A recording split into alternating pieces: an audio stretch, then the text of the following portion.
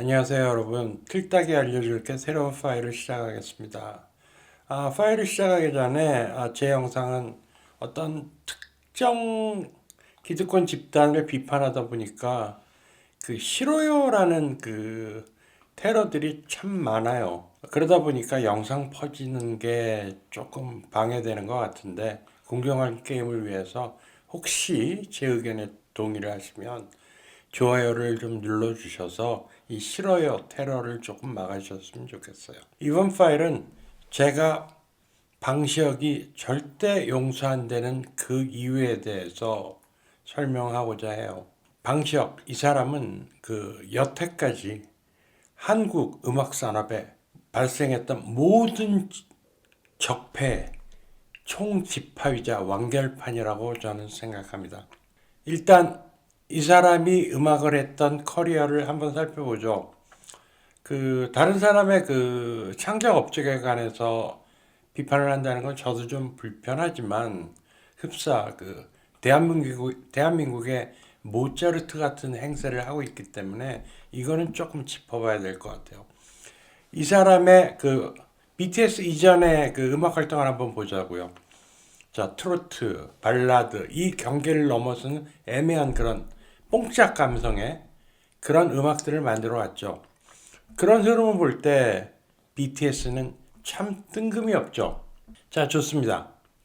뭐 누구나 발전을 하는 거니까 누구나 새롭게 갈 수는 있으니까 이런 오래된 감성의 음악을 하다가 갑자기 BTS라는 아주 새로운 전 세계인을 감동시킬 만한 그런 음악적인 감성을 만들어내는데 이 사람의 마지막 작품을 보자고요. 지금 최근 작품을 자 아일리시라고 세간에서 떠도는 잡진스 아일렛이라는 평가가 나오고 있어요.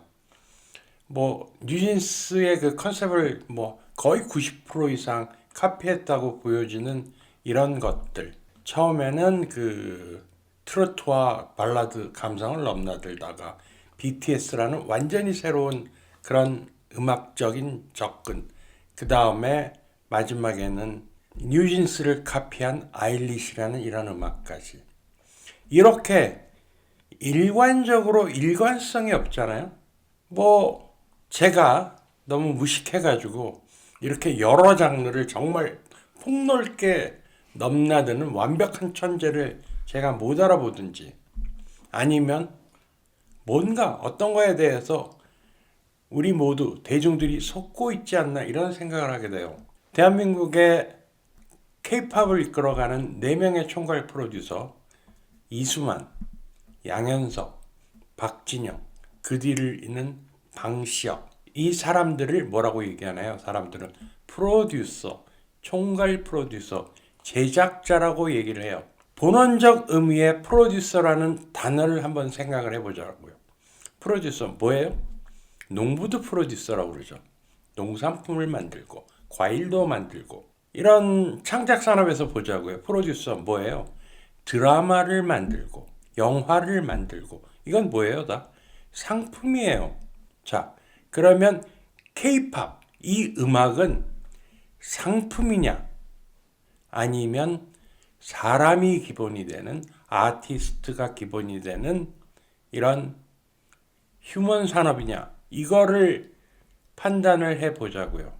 원래 그 음악 산업에서는 프로듀서라는 말보다는 A&R 프로듀서라는 아주 제한적인 기능을 표현하는 단어를 썼어요.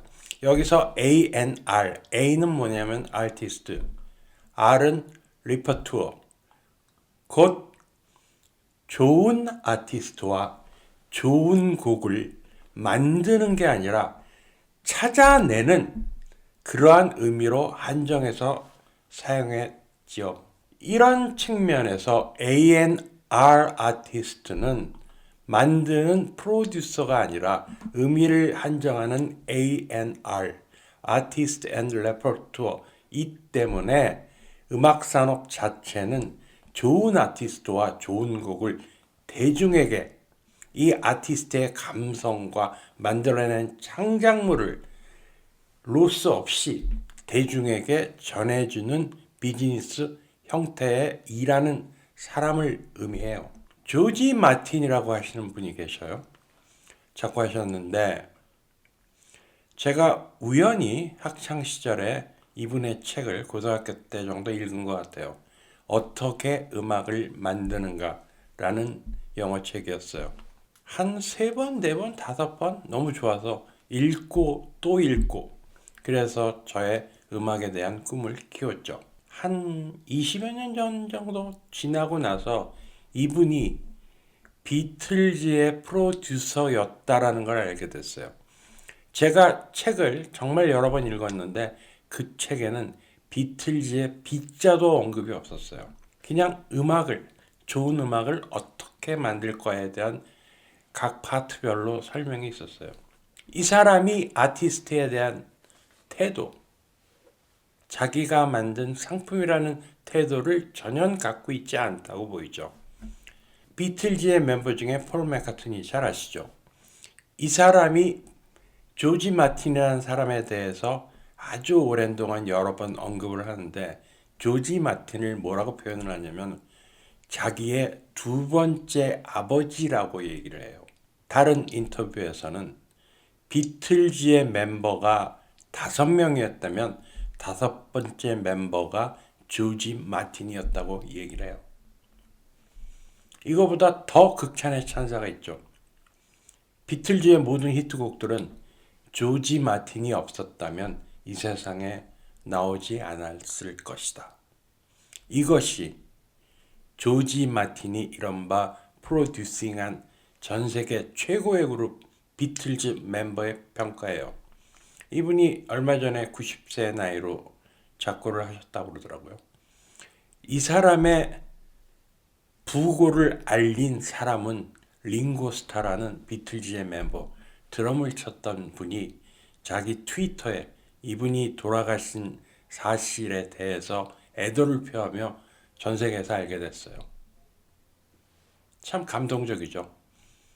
90세 늙은 프로듀서를 80대 왕년의 최고의 스타가 그때까지 연락을 하며 그분의 죽음을 슬퍼하는 거예요. 이런 맥락에서 저는 음악 프로듀서는 음반이라는 상품, 아이돌이라는 상품을 만드는 게 아니라 아티스트, 그리고 그들이 만들어내는 명곡을 미디어를 통해 손실 없이 그대로 대중에게 전달하는 직업이라고 생각을 해요. 이런 맥락에서 최근에 민희진 씨의 인터뷰를 다시 한번 생각하게 만들죠. 그분은 뭐라고 말씀하셨나요? 상고의 고통을 느꼈다. 뉴진스를 통해. 자기 입으로 자기가 어머니라고 얘기를 하는 거예요. 이분은 자기 입으로 비틀즈의 빗자를 꺼내질 않아요. 그러면서 민희진 씨는 또 이런 인터뷰를 하죠. 내 새끼 뉴진스. 뉴진스와 나는 보통의 관계가 아니다. 내가 어떻게 뉴진스 얘기를 안 해. 울면서 쏟아내는 그분의 멘트예요. 그만할게요. 왜냐하면 이분은 지금 약자로서 굉장히 방시혁한테 괴롭힘을 당하고 있으니까. 자, 방시혁은 자기가 프로듀싱한 비틀즈를 어떻게 엮어대나요? BTS. 수많은 고난 속에서 탄생을 했다. 그 고난은 뭐예요? 자기가 돈이 없어서 돈 구하러 다니느라고. 방탄은 자기가 없으면 이 세상의 모습을 보여주지 않았을 것이다. 이게 이렇게 얘기를 안 해도 이 사람이 하는 전체적인 서사, 이거를 함축하고 있죠. 이런 태도를 볼 때 4명의 총괄 프로듀서 이수만, 양현석, 박진영, 방시혁은 아티스트를 상품으로 취급하고 있는 거 아닌가요? K-팝은 정말 상품인가요? 아티스트들이 연주하고 노래하고 춤추는 인간 행위의 결과물인가요? 총괄 프로듀서, 이 4명이 쓰고 있는 그러한 직함인데 아주 이거는 교묘하게 뭐랄까 말장난, 교묘한 그 단어의 혼합으로 인한 말장난이에요. 총괄이라는 말은 뭐예요? 모든 창작 예술이 혼합되어 있는 듯한 메시지를 줘요. 음악, 안무, 댄스, 그들이 표현하는 다른 모든 퍼포먼스를 총괄이라는 단어로, 이들이 이런 뻔뻔한 주장을 하고 있는 첫 번째 근거는 음악에서 시작해요. 여태까지 SM을 비롯해서 얼마나 많은 표절 시비가 있었어요. 일본의 J-팝을 베꼈다, 일본 어떤 걸그룹과 똑같다 등등등. 아직 현 시점까지도 이 표절 시비는 끊어지지 않아요. 게다가 이 표절 시비를 벗어나기 위해서, 아니면 새로운 형태의 음악을 개발하기 위해서 돈 몇 푼 안 주고 음원의 일부 혹은 전부를 아주 푼돈 주고 사와가지고 창작물이라고 우리한테 들이대고 있어요. 그게 바로 이 4명의 프로듀서 중 정말 한 명이라도 악보에 콩나물 그려 넣을 수 있어? 라고 얘기하고 싶은 거예요. 잠깐 조지 마틴 얘기를 한 번 더 하면, 이분은 뭐 집이 가난해서 음악 교육을 받은 적도 없고 잠깐 뭐 어디 받았다는 얘기는 들은 것 같은데, 원래 피아노를 좀 쳤는데 비틀즈의 음악을 하기 위해서 칠지도 모르는 기타를 혼자 연습해서 습득한 사람이에요. 왜? 거기에 같이 연주하고 싶어서? 아니죠. 그들이 주로 연주하는 악기 기타를 이해하기 위해서 기타를 배운 프로듀서예요. 이들이 한국에 정말 어이없는 이 프로듀서라고 자기 자신을 지칭하는 이 오만한 이 사람들의 행태를 보면, 음원을 요즘은 사오죠, 외국에서. 그 SBS 보도로 뭐 전 국민에게 알려졌는데, 뭐 별로 이슈는 안 되지만 50-50의 큐피드라는 노래, 뭐 미국 빌보드 핫백에서 12주 이 곡을 사와요. 근데 SBS 취재진들이 원곡자를 정말 힘들게 찾아내죠. 그리고 원래 있던 파일을 들어봐요. 분석을 해요. 딱 단어 2개를 바꿔요. SBS 분석해 보면은 그 2개 바꾼 단어가 뭐냐? September를 November로, 9월을 11월로 바꿔서 자기 이름으로 저작권 등록을 하고 저작권료를 전 세계적으로 스포티파이, 애플 뮤직 이런 데서 다 받아 챙기고. 이 분쟁의 시작은 뭐예요? 50-50가 계약 해지해 달라고 했던 것처럼 보이지. 그것도 하나의 이유지만, 이 음원의 소유권이 프로듀서 안성일이라는 사람 건지, 그거 곡사라고 돈 줬던 소속사 뭐 전홍준 씨인가요?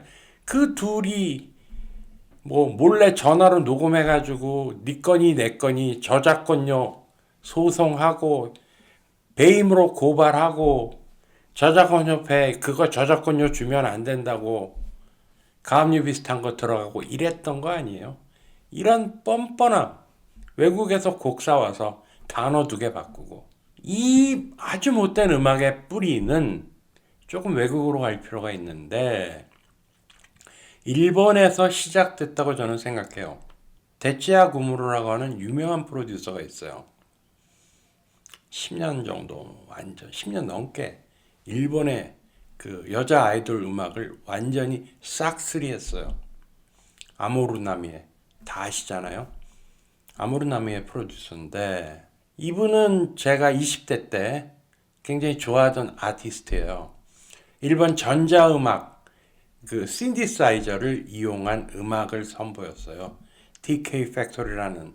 그래서 제가 우연히 그 앨범을 구해가지고 그 되게 좋아했어요. 서양의 그 반젤리스라는 사람이 있는데, 그땐 그렇게 생각했어요. 서양의 반젤리스가 있다면 동양에는 데치야 구무로가 있다. 그래서 만나게 됐어요.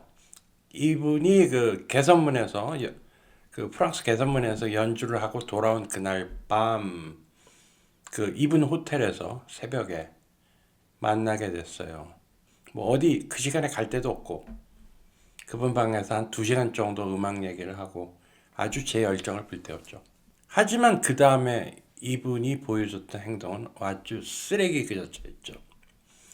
10년 넘게 일본 음악을 싹쓸이 하면서 아무로 나미를 비롯해서 그 사람이 그거를 할 수 있는 혼자서 그 많은 음악을 싹쓸이 할 수 있던 배경은 여러 가지가 있는데 가장 메인 핵심은 약 20명 정도의 문화의 작곡가 지망생이라고 주장하는 이미 작곡가죠. 를 데리고 그 사람들과 함께 작업을 해서 결과물을 만들어냈어요. 이른바 일본에서는 그 고스트라이터 아주 흔한 일이에요. 그러면서 이분과 같이 일하는 일본의 신생 레이블이 등장을 하는데 에이벡스라고 하는 회사예요. 여러분도 많이 아실 거예요. 이 에이벡스는 어떤 회사냐? 이제부터 한국과 연결이 되는데 SM 엔터테인먼트 이수만 씨와 여기가 연결이 돼서 왔다 갔다 하기 시작해요.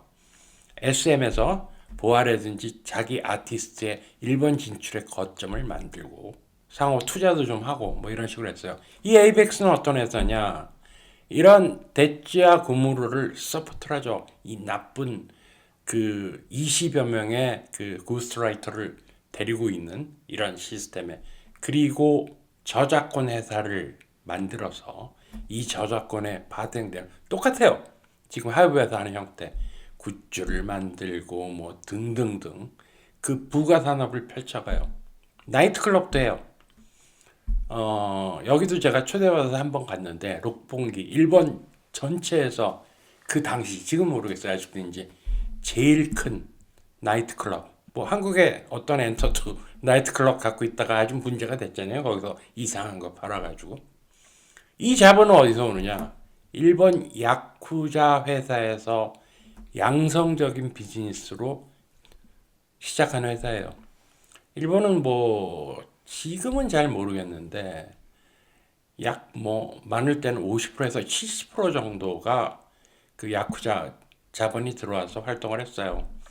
그래서 일본 엔터 산업 쪽은 이거를 이른바 예능 마피아라고 불러요. 일본말로 개노 마피아. 이런 못된 고스트라이터 시스템이 한국에 들어온 거예요. SM의 이수만 씨를 통해서.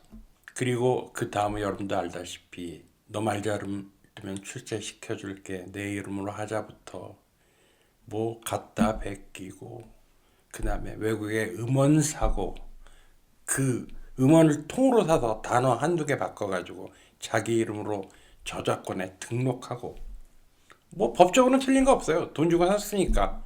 근데 과연 이게 옳을까요? 도덕적으로? 아티스트들의 그들의 뜨거운 열정으로 썼던 그 곡 팔렸으면 좋았던 곡 아니에요. 이런 일본인들의 악습 똑같아요. 한국하고. 그 공중파 방송의 모든 예능 프로그램을 완전히 거의 독점하다시피 하고 유통업체와 연관이 돼서 이른바 얼마 전에 뭐 문제가 많았던 BTS의 사재기 민희진 씨가 폭로한 밀어내기 그 다음에 뭐 그 안에다 뭐 스티커 넣고 뭐 무슨 경품권 넣고 사람들한테 뭐 5장 10장씩 사게 하는 이런 것들도 똑같이 하고 있어요. 세븐틴 방시혁 씨가 하는 팀이죠. 일본에서 그 새로 나온 앨범들이 쓰레기통으로 간다고 사진이 한 장 떴죠 지금. 근데 이게 아니에요. 일본 기자들이 몰래 찍어서 세상에 공개한 원본 사진을 한번 보여드릴게요. 자 보면은 여기서 트럭에서 박스를 아주 내리죠. 정성스럽게 박스를 내리고 쓰레기장에다 갖다 버려요. 많이 놀라실 거예요. 놀라실 필요 없어요. 저는 옛날부터 알고 있던 거예요. 자, 쓰레기장의 고위에 그 영어 문구를 한번 보세요. 뭐라고 써있네요.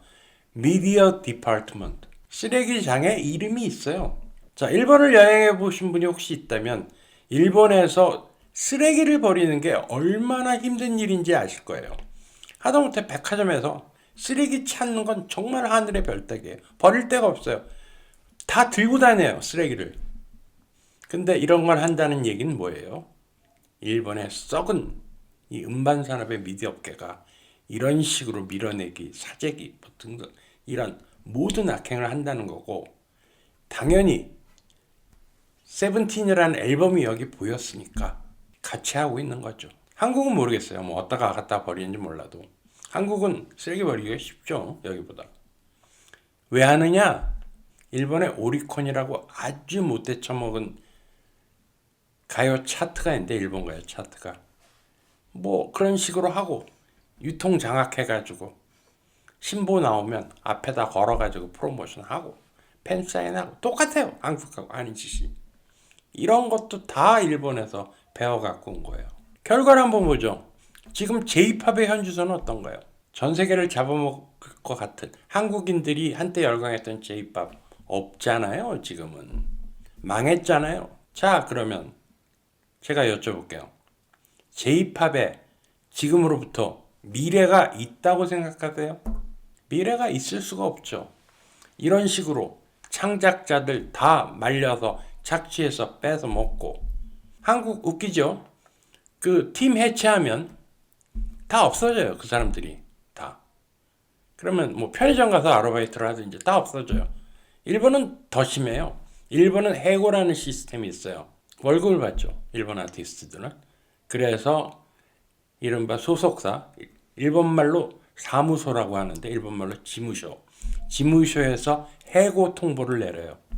그러면 연예인으로서 사형 선고죠. BTS 팬덤 아미에서 항의를 해요.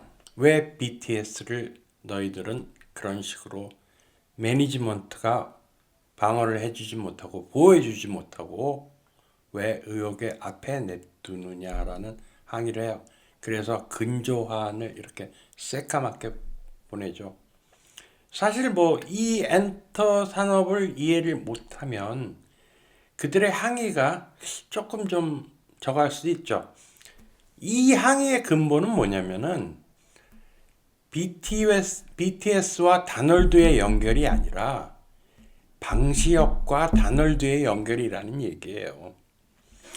BTS가 음반을 사재기를 하고 밀어내기를 했다는 게 아니라 방시혁이 했는데 왜 그거를 앞에 BTS라는 이름을 써가지고 왜 BTS의 그 가치에 훼손을 주느냐는 항의예요. 그 영상이 떠도는 게 있죠. BTS 그 다널드에서 하는 그 글로벌 사이버 대학교인가 뭐 이름도 하여튼 그 중에 뭐 멤버 6명이 졸업하고 뭐 글로벌 사이버 대학교로 오세요라는 홍보 화면을 찍고, 자 생각을 해보세요.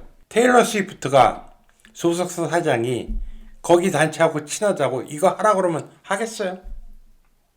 사재기? BTS 사재기? BTS가 알긴 했겠어요? 다 누가 한 거예요 이거? 자, 좀 더 들어가 볼까요? 문재인 정부 때 각종 정부 행사에 얼마나 많이 끌려다녔어요. 군 혜택을 받을까 뭐 이런 거.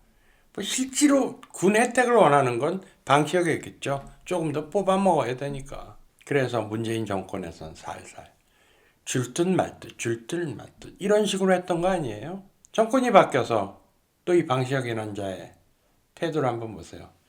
잼볼이 망했잖아요. 비 오고 난리 나서 목이 물어뜯기고. 그래서 뭘 했어요? K-팝 행사로 갑자기 바꿨잖아요. 그날도 비 왔던 걸로 기억나는데 뉴진스가 잼보리 행사에 땜빵을 하러 올라갔어요. 물론 뭐 다른 아티스트들도 많이 올라갔죠. 그 비 오는 무대에서 리허설도 제대로 안 하고, 리허설은 공연하는 아티스트의 생명이에요. 리허설 없이 공연이 될 수가 없어요. 근데 리허설도 제대로 안 하고. 이들이 왜 했나요? 문재인 정권 때 정부 행사에 동원되고 부역이죠, 부역. 이게 북한의 모란봉 악단하고 틀릴 게 뭐예요? 이 사람들이 자기의 자기의 명예를 위해서 그랬겠어요? 아니면 무시무시한 소속사 사장이 어이가 없습니다. 이건 어디서 오느냐? 이수만 씨가 시작했던 소속사 연예인 종신계약 문제가 되자 공정거래위원회에서 7년간, 맥시멈 7년간이지만 그냥 다 에브리바디 7년간 노예계약. 자, BTS 어떻게 됐나요? 7년 계약이 끝나니 또 계약했죠. 이건 뭐예요? 평생 계약.